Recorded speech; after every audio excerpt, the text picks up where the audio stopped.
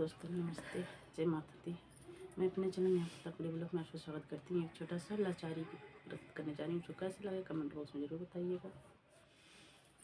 पलंग पे जाड़ा लगे बलम मोहे नींद न आवै। पलंग पे जाड़ा लगे बलम मोहे नींद न आवै। जात्यूं ना मोरी धना मम्मी लगे सोई जा। जात्यूं ना मोरी धना मम्मी लगे सोई जा। मम्मी के खांसी उठे बलम मोहे नींद न आवै। मम्मी के खांसी उठे बलम मोहे नींद न आवे।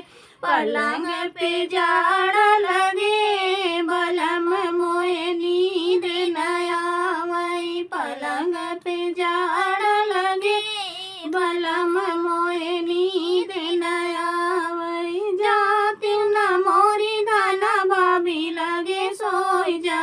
जात्यूं ना मोरी धना भाभी लगे सोई जा।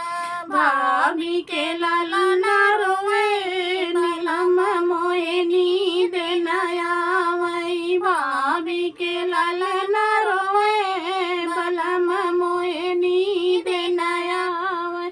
पलंग पे जाड़ा लगे बलम मोहे नींद न आवै। पलंग पे जाड़ा लगे बलम मोहे नींद न आवै। जात्यूं ना मोरी धना बहनी लगे सोई जा।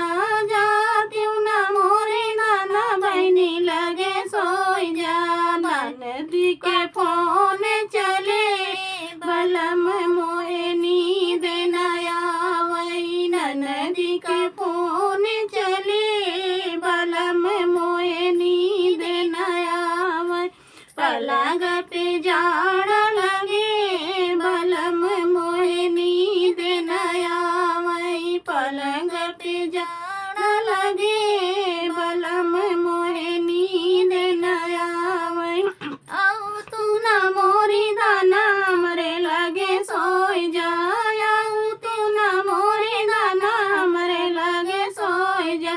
अबही त मन के कहो बलम मोहे नींद लगत है। अबही त मन के कहो बलम मोहे नींद लगत है। पलंग पे जाड़ा लगे बलम मोहे नींद लगत है।